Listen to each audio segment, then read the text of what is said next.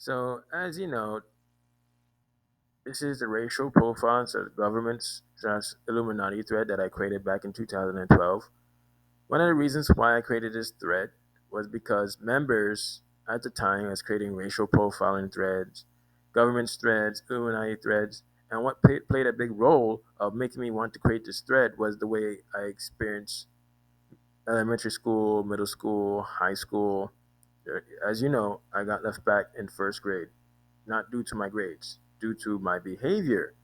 My teacher said that I have a behavior problem, and I know I don't have a behavior problem. It was my classmates, and my teachers. They don't know how to behave, I'm being held accountable for their actions. Like for example, when I was in first grade, I remember talking. I was about to start a conversation with my classmate, and all of a sudden he raised his hand and he told the teacher, "Miss, sir, he's bothering me." I'm like, "What?"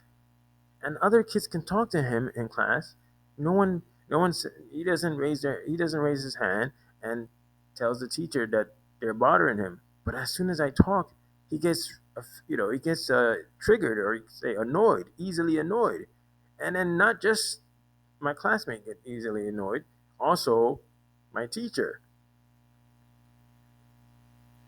He said to me, "Come to the front of the class," and he lifts me up all the way towards his until until he levels his until he levels me eye to eye towards his face, and he screams right in my face, "Stop it!" And I'm saying to myself, "What the hell did I ever do?" In my mind right now, and at the time, I was like shocked. Why is it that this teacher putting his hands on me, and none of my class is saying anything about it? They're not saying nothing about it. They just seem unfazed. They're not phased by it. Only I am, because I learned that the way my classmates behave, not just the kid, everybody in my class, and also my teachers, not just the gentleman, lifting me up. All my teachers behave the same way, and it makes me feel, nervous. This is why I started developing social anxiety because of the way I was treated by my classmates and my teachers. So the second time. That was the time when I switched to a different class. I had Miss Rubin, but the first class I had was Miss Ferrari, and I remember every time I get up, my classmates would get up. I'm telling you, every time I want to have a conversation with a classmate would get up ahead of me, like they knew that I was about to get up to talk to this one kid in my class, and I wanted to talk to him, it keeps happening over and over. Or it would be a time where my teacher, Miss Ferrari, she would she calls me for the attendance by my first name, yeah, Andrew. But when she doesn't take the attendance, she always keeps calling me Andre or Andy. She would say that to my mom too, Andy or Andre, and it was quite weird, so strange. How yeah, I was the only kid in the class that's that's not being called by my actual name. It was creepy. Keep calling me Andy or Andre. And there was another unusual behavior. So there was a second teacher in the class. She would always test the students in pairs. So I remember there was this girl in my class in first grade that I liked. Her name was Sheila. She's Hispanic. She had these long. She had a long black hair. Always wear long skirt. And I always stared at her in class, and she would always stare at she stares at me in class, and I always stare at her in class. And my second teacher in the class, in the first grade class, she paired me up with Sheila. I'm like, how would she know? It was creepy. So I remember sitting down outside of my class with Sheila and my second teacher, and she would test our reading and also our writing. And Sheila used to play little footsies with me, And I end up saying to myself, how would someone? It's like someone knows exactly who to pair up with. Like someone knows my thought process.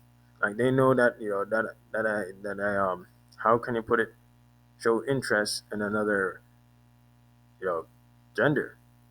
Like someone knows that I like this female. It was quite creepy. It creeped me out. And there would be times where my classmates would just ignore me, don't pay attention to me at all. And there would be times when my classmates distracts me from doing my schoolwork. It would just bother me. And my teacher, Miss Ferrari, does not say anything about it. How is it a kid supposed to be able to concentrate on their schoolwork in class when their classmates are distracting them from concentrating on their schoolwork? So I remember when I got provoked by my classmates, my teacher would tell me that I'm not behaving right. And then she would send me to the dean's office. And I remember saying, I don't need to go to the dean because I haven't done anything wrong. So I remember just walking back to my class. And then the teacher said, why did you left the dean's office? You're supposed to not be here. You're supposed to go back to the dean's office. So as you know, my mom used to give me $10 for yeah, she would give me $10 actually, not you. She would always give me $10 when the time where the teacher said that the lunch. She would say, "Hey, where's your lunch money?" I think it was every month. Where's your lunch money? You need $10 for your lunch money. Where is it, class? Where is it? And I remember giving either the teacher or the lunch lady the $10. I'm not too sure. I don't really. I think either the yeah, it has to be Miss Ferrari. And I remember telling my teacher, Miss Ferrari, that someone stole my $10. Someone, from what I've learned, someone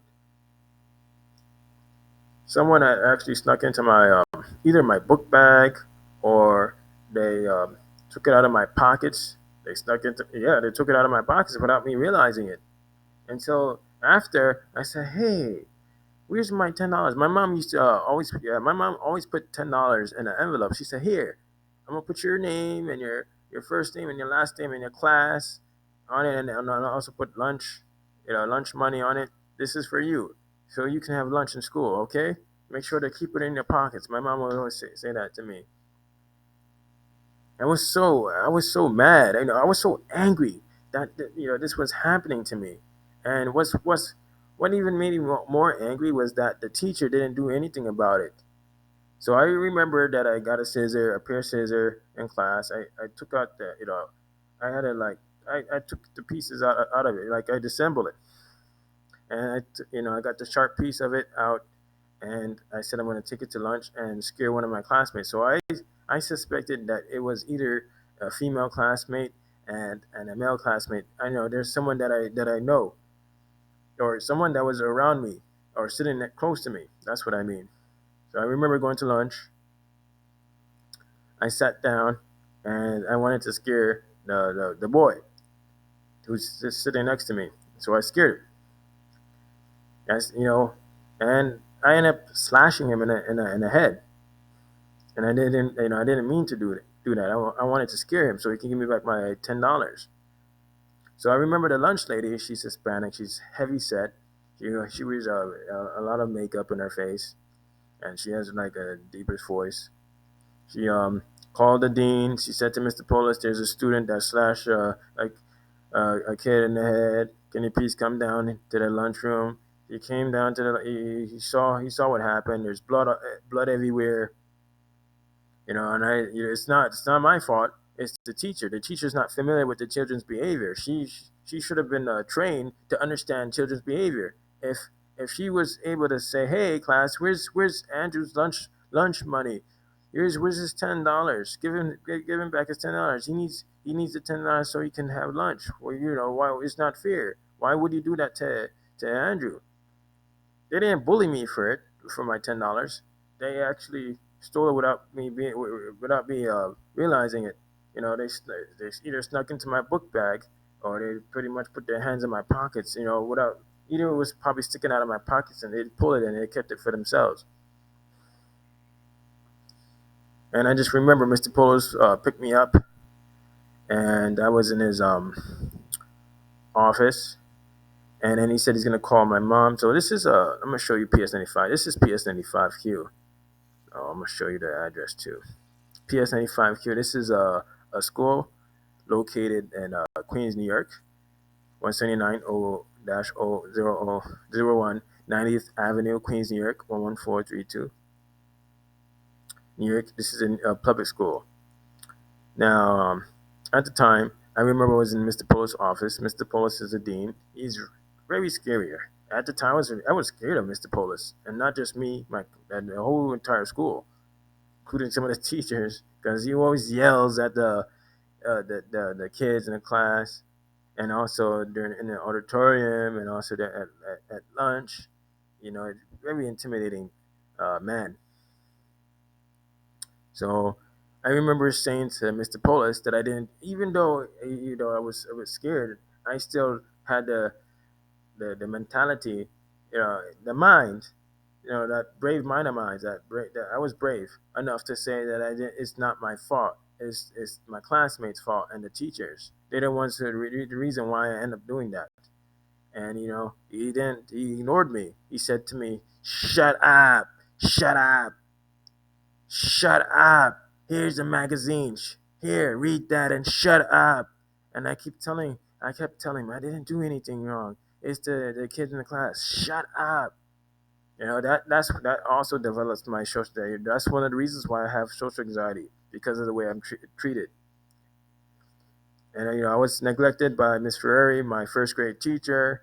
As you know, she gave me little attention. She gave the kids in my class more attention than me. So I remember my mom.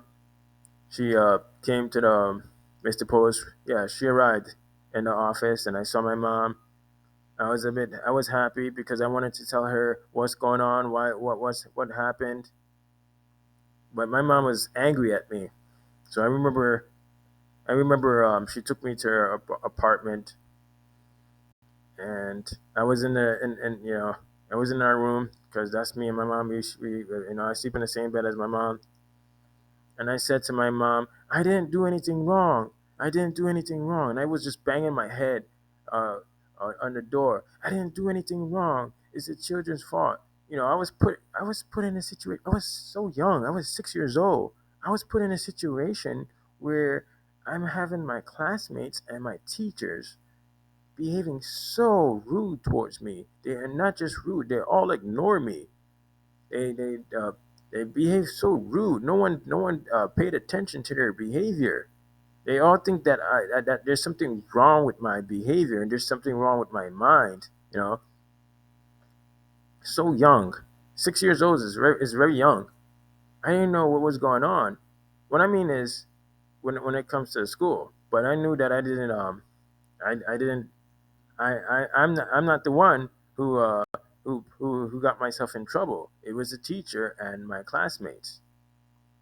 And I kept banging my head. And my mom said, "Shut up, stop, shut up, shut up, stop." And I was just crying. I would just, I pretty much sat down on the floor, just crying away, and hitting my head on the door. Just kept banging. I kept banging my head on the door, and I saying that I didn't do it. I felt like I was being tortured. Someone's purposely doing this to me. And I just felt so sad. I didn't know what to do. So young, and everybody just ignores me. And it's yeah.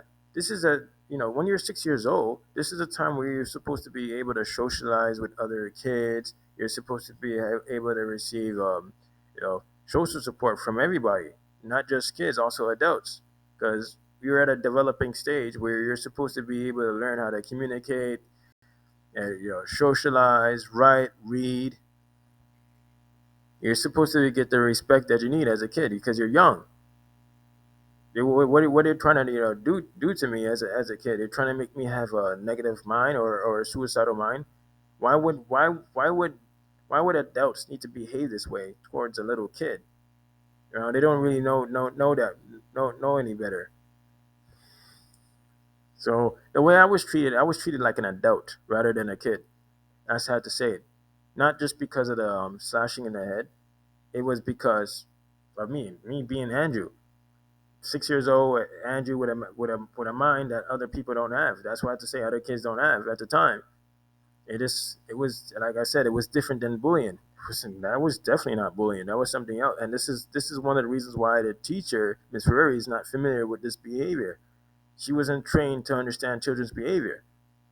So the next day, my mom took me to school. So this was 1998, going on to 1999, and I remember going to class, and Miss Ferreri said to me, "You're not supposed to be here. Go to the dean's office." The dean said to me, "You're not supposed to be here." Calls my mom. My mom's picked me up and said, "Hey, what is going on? He needs to go to school. He's 6 years old. Why are you doing this to him?" They said that I'm expelled from PS95Q. That's why I said it started so young. It started so young with me. It started when I was 6 years old. That's how I'm able to be familiar with the way people speak to me, not just in person, also online. That's how I'm able to like sit down and concentrate on who's putting me in these situations over and over. It's repeating itself, back and forth, back and forth. Is unnatural. It's not just unnatural. It's robotic. The way people behave and think is robotic. So the next day, my mom took me to school again. Teacher said the same thing to me. She gave me the same response as the previous day. "You're not supposed to be here. Can you stop coming here? You don't. This is not your class. Go to the dean's office." The dean said to me, "You're not supposed to be here. I have to call your mom."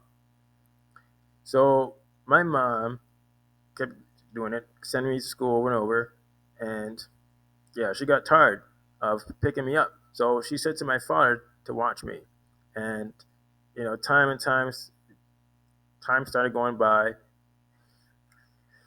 Weeks started passing by. My mom called the board of education and said to them, "What was that PS95Q is not allowing Andrew to go to school. He's 6 years old and he needs to go to school so he can learn how to read and write and be around other kids. So what's going on?" So the board of education said they're going to talk to either the principal or the staff in PS95Q to see what's going on. Took them a long time. It took them a long time to figure out what's happening. So I think it went from being expelled to being suspended for at least a month, going on to 2 months. 2 months. So I didn't get any materials where I can practice how to read or write. I was pretty much watching a Cartoon Network, like um, Captain Planet on Cartoon Network, and also Little Bear on Nickelodeon. All that on Nickelodeon. Kablam on Nickelodeon. Gilligan's Island on Nickelodeon. I used to watch Gilligan's Island Nick at night. That's what I was watching. I wasn't in school to learn. I missed it. I missed 2 months of school. Missed out on 2 months of school. I wasn't receiving the same education as my classmates. That is indeed sabotage. I was sabotaged in first grade.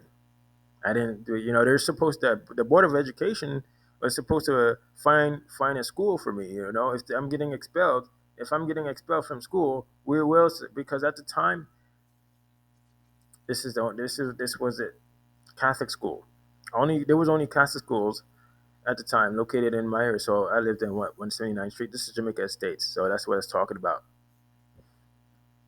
So before going into the second month, my mom and my father took me to a Catholic school. So this was, I think this was this. I'm not too sure, but it was the Academy Catholic School, and they wanted at least thousands of dollars from my mom and my father.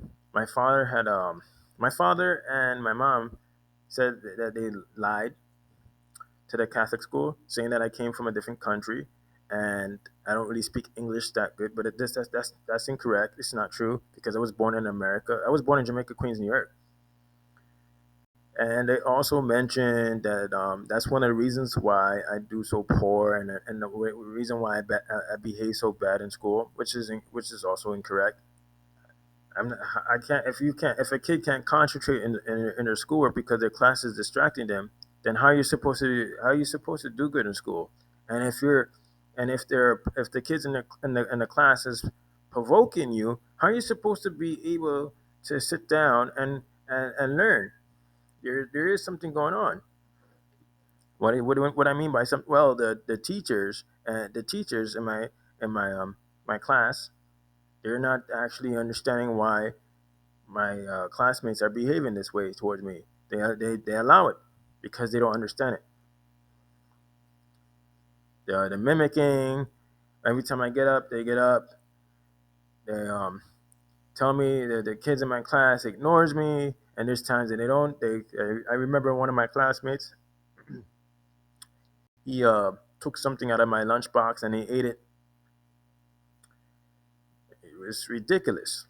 I don't see no one else being treated that way. Only me. So I couldn't go into this Catholic school. So my mom sent me to a Catholic school near to Merrimack Hospital. So Merrimack is what? Yeah, this school here. A Merrimack Hospital. So she said to me, "Hey Andrew, there's a school, there's a school that is close by my hospital. Maybe I could take you there." So my mom took me to this school. According to my mom, the lady got an attitude once she read my report card. As you know, my teacher, Miss Ferry, and also other teachers, they left remarks about me that I'm not being able to learn, that I have a behavior problem.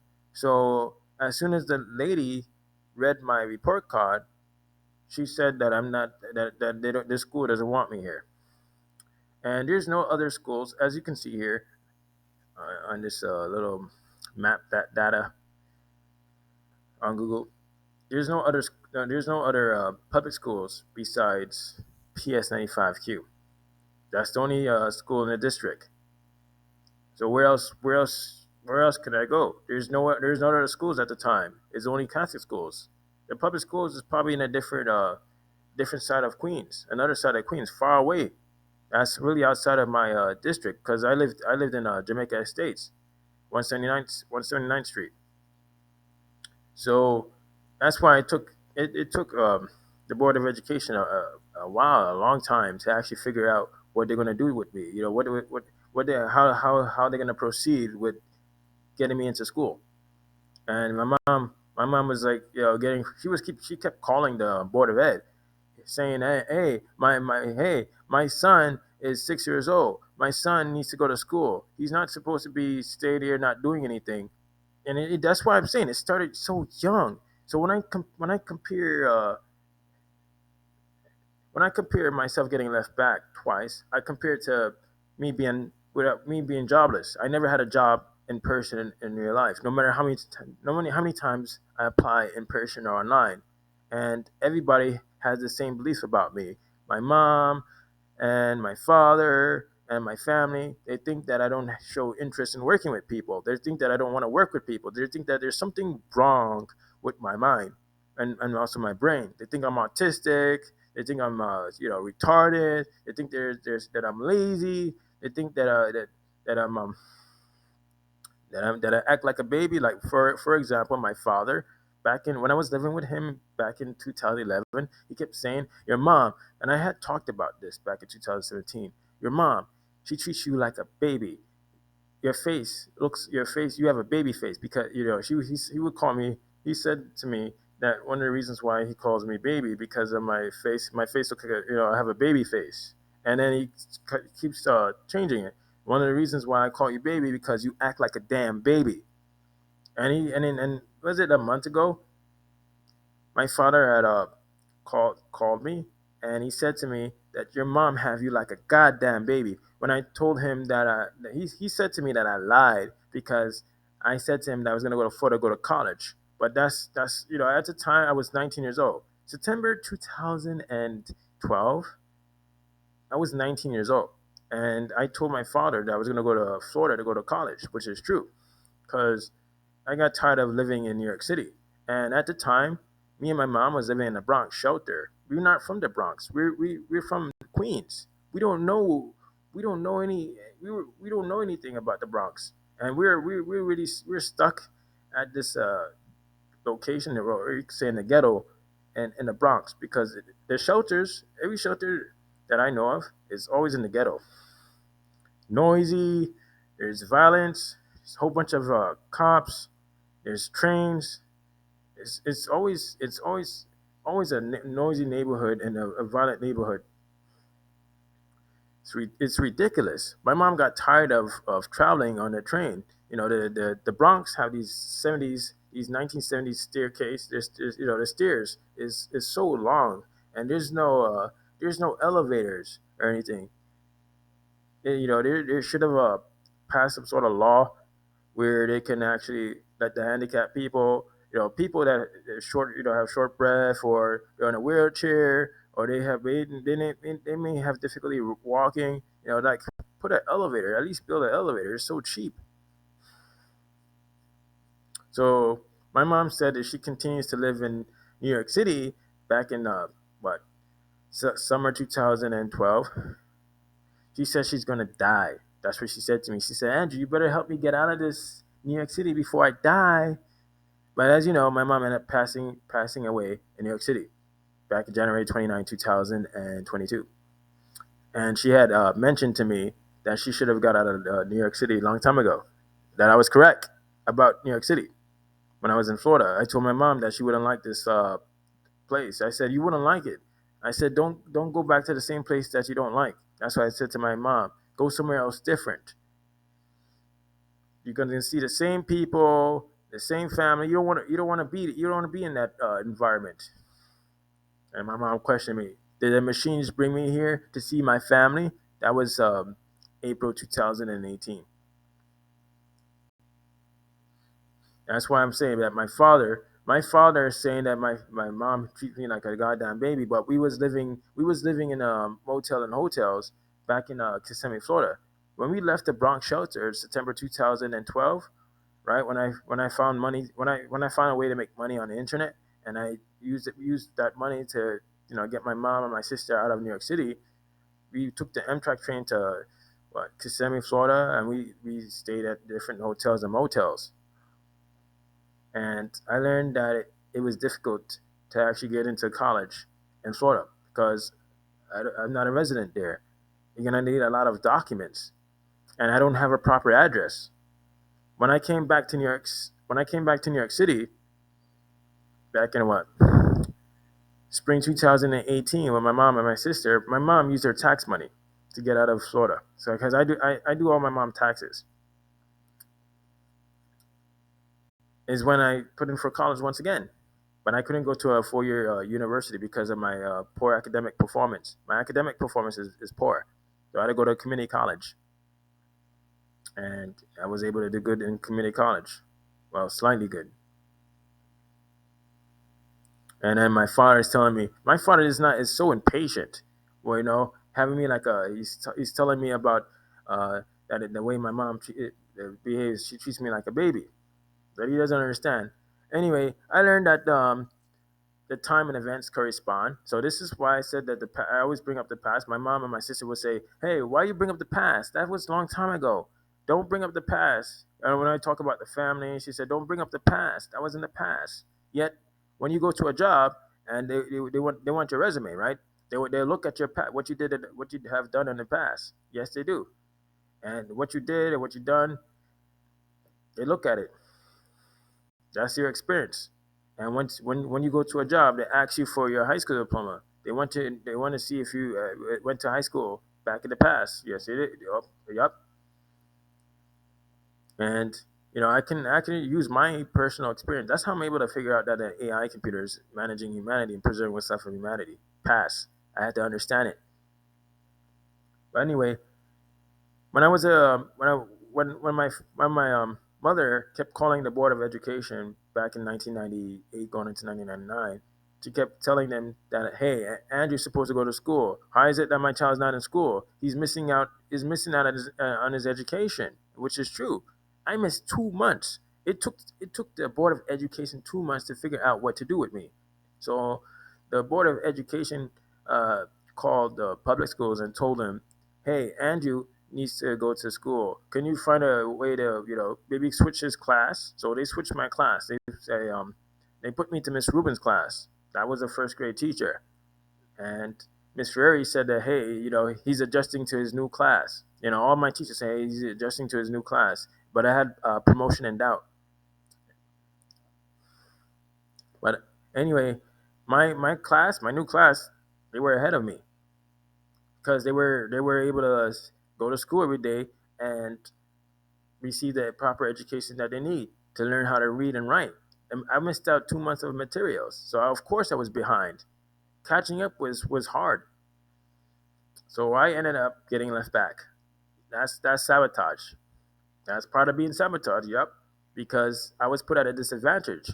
The board of education wasn't quick enough. They didn't act quick enough to actually find a solution to put me back in school right away. It took them at least 2 months, a month to 2 months to get me back into my school, my district school, PS95Q, my school district, PS95, and I ended up getting left back. So when I repeated the first grade again, when I repeated first grade, I mean not again, first grade the first time, I had a teacher named Miss Piciano. My classmates respect me. So when I thought about my classmates in first grade, they remind me of my classmate back in kindergarten. Kindergarten, I had no problem. I remember going to the farm with my father and my classmates. We went to see the Wizard of Oz at college, York College. They had an auditorium. We went to different places. I didn't remember having any problem with my classmates. I got along. I remember drinking what is it, a juice. It was a popular juice. They had Sips juice back in the '90s, and I had my mom always wrapped me up a waffle, Eggo waffle, and it used to be snack time. And I remember drinking from one of my classmates. They had like I'm not too sure if it was a Sips container, a juice box. I mean, and I remember sipping in it. And he said, "Ooh, who drink my juice?" I said, "I did." He said, "Oh, that's fine." He laughed it off. He laughed it off. He didn't got angry or say, "Miss, he's bothered me. Miss, he drank my juice." He laughed it off. They were friendly. It's only until I got into first grade that's when I started having started having problems with my classmates, and I couldn't learn the way I want to. But until I went to Miss PCN class, I had no problem. Except for maybe the time with the desk. When I came back from the bathroom with my partner, because she would assign partners, I saw that she was in my desk. Why? And she usually announced to the class to clean their desk. She don't let the class go to the bathroom. She said everybody gonna stay inside and clean the desk, and the kids who are absent, she cleans the desk for them. But it wasn't until I got into second grade I had a teacher named Miss Limer, and I used to get 90s and hundreds on our vocabulary test and spelling test. I never flunked. I never failed. Always passed. Hundreds, 90s. My mom always put up the vocabulary word test in the kitchen in her apartment to show that that she acknowledged me. Hey, look, he's doing so well in school, and I used to look at it and say, wow, I got that, I got 100, and I got a 90. And when I go to the kitchen, I always look at it, and maybe it just encouraged me to want to do good in school. But then again, the people in my school, like my teachers and my classmates, discouraged me. Miss Slimer discouraged me. She was always giving me a disgusting look. So this is what I wrote on my research paper for social psychology back in fall 2021. She always gave me that disgusting look on her face.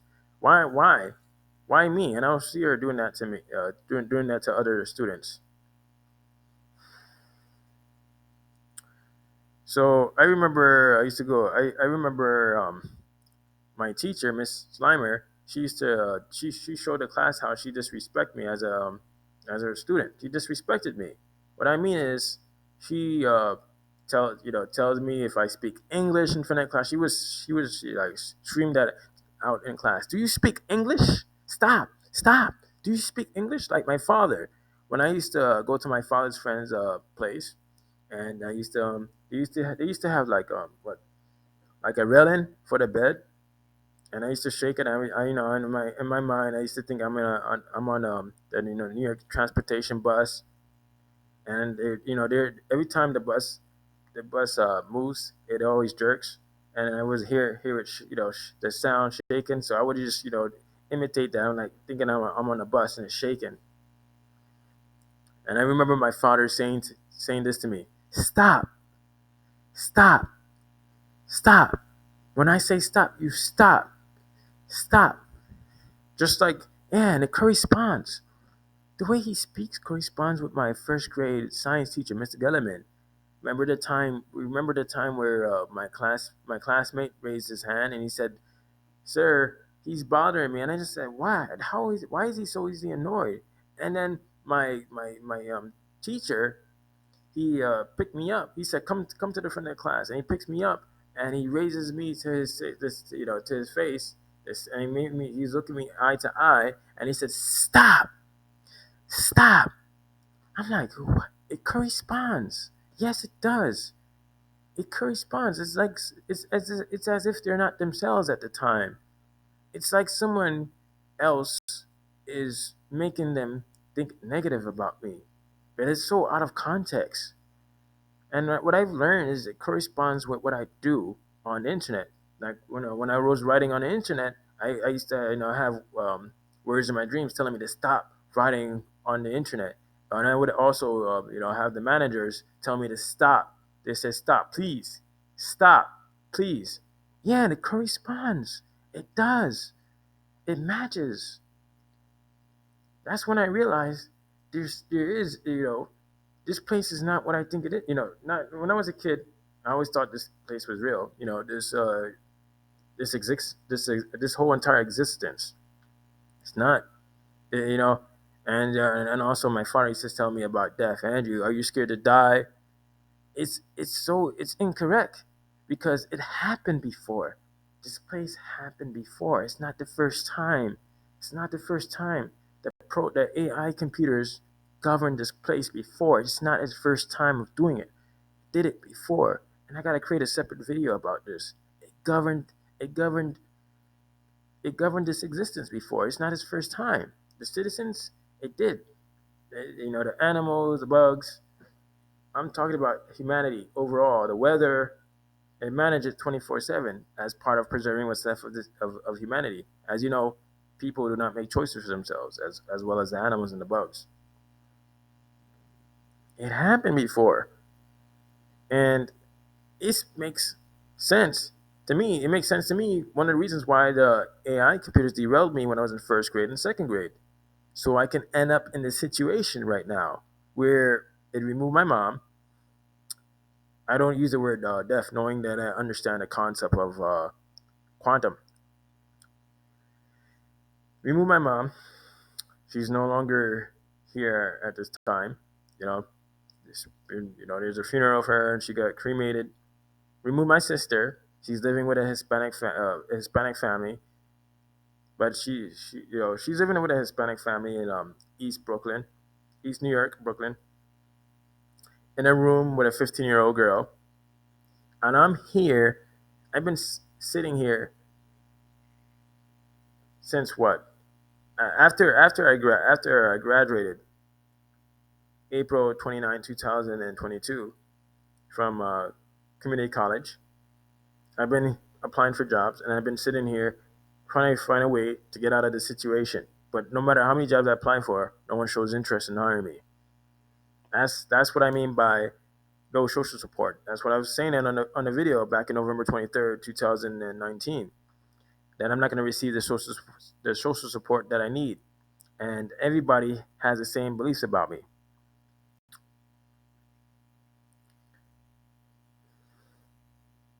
And it's to ruin the way I'm seeing it is to ruin my reputation in society, and it started so early. It started so early. The way my family behave and the strangers, it reminds me of my classmates and my teachers. And I continue to experience second grade.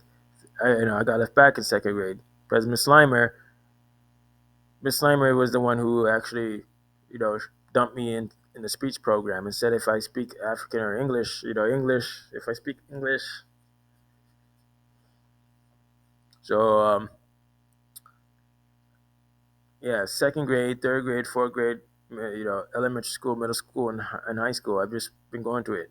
But in second grade, I remember my teacher, made my class get an attitude. Started making them have an attitude towards me. Because I remember when I was in during recess time, the school. This was in the school backyard, PS95Q backyard. There's a backyard for PS95Q, and there was a gates. There's a gates behind. I talked about this back in 2017. There's a gates. You can see this is the gates. So I remember the class. The class was right here. There was a basketball. Yeah, there's a basket.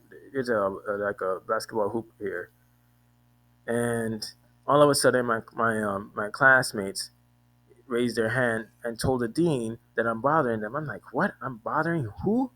Just saying he's bothering me. That's what they said to the dean, Mr. Polis. And Mr. Polis told me to leave my book bag with the class, and he walked me all the way to the gates. And I was the only student standing by the gates. I'm like, wow, that's so dangerous. I remember my mom telling me you know, talking about how kids get, and when I was little, to be around adults, make sure to not, you know, go nowhere or take candy from adults. She was showing me the reality of humanity at a young age, you know, telling me how to protect myself. But this is dangerous. Why would you put a kid by the gates? And I'm the only kid by the gate.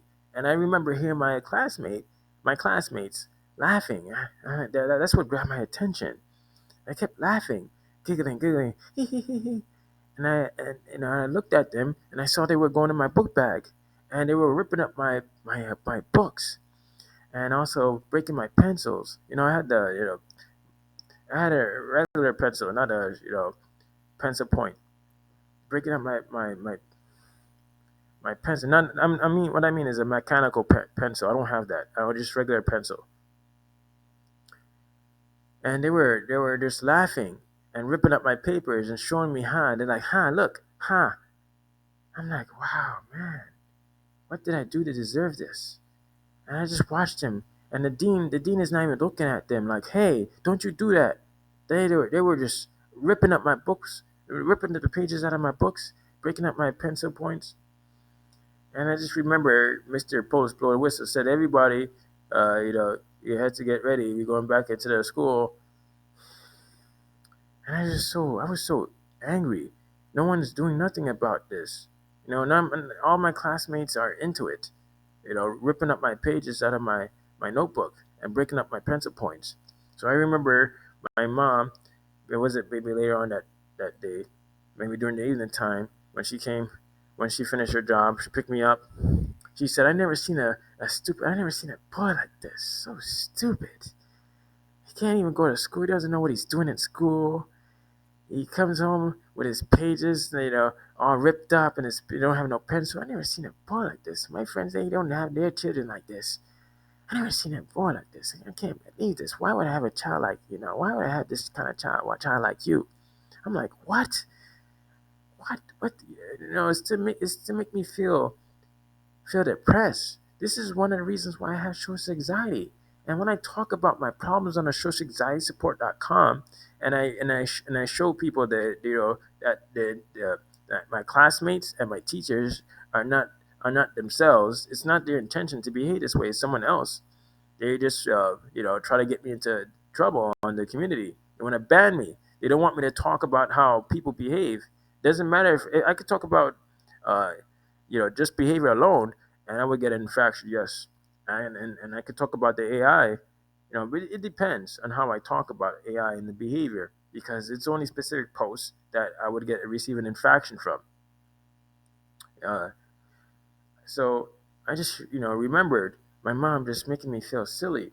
No matter what I said it's not my fault. Just like the time with the scissor. I said, it's not my fault. And she kept talking over me. And it's not just her. I remember my babysitter also behaved the same way. When, who was it? Dennis and Jeffrey. When Dennis hit me in the eye, no, Jeffrey hit me in the eye with like an acorn in Cunningham Park. And I remembered Miss Mimi saying it's my fault. I'm like, what? I was just riding the razor scooter around the Cunningham Park, just like another time with the pool. And me and Dennis ended up getting banned in the pool, and I was accused of kicking a girl in the face. And I said, how can I kick a girl in the face when I was standing in a pool? And no matter how many times I tried talking for myself, they deny that Miss Mimi denies me from even speaking. She wants to do all the talking. She wants to show authority over me, that she knows exactly what she's talking about, and I don't, because I'm just a kid. That's what I mean. They take advantage, and I remember just crying, or in my mind, or not rather than crying, I was just feeling like it's like your mind. I feel like her behavior is just penetrating my inner thoughts. It's making my mind feel irritated. I'm like, what the hell? Why me? What did I ever do to deserve this? Why am I being treated this way as a human being? And you know what? This program doesn't matter if you're a billionaire, a millionaire, or a middle class citizen. And when I think about Kobe Bryant and Gigi, what happened on the helicopter back in 2020, it doesn't matter, because if you meet the criteria, you meet the criteria. It's either be removed, or you'll be put in these situations like I not being able to get no job, everybody having the same attitude. It's like just like the dreams that I had when I was a little kid, 10, 11, 12 years old, the same dreams. That's why I said I was sabotaged. They did it really early. Now I'm in a situation right now where I do not know what to do, because I have all of my mom's personal belongings. My sister is not in a proper, she doesn't have any income, but she is receiving social support from a Hispanic family, and pretty much this is, in my mind, I'm saying to myself, I was correct. This is what the program wanted. That's why it wants me in New York City. I told my mom to not come back to New York City March 2018. That's what I put. I have that uploaded on my YouTube channel. And then this is what I've been talking about on Weibo.com. I said it's to ruin me. You see that?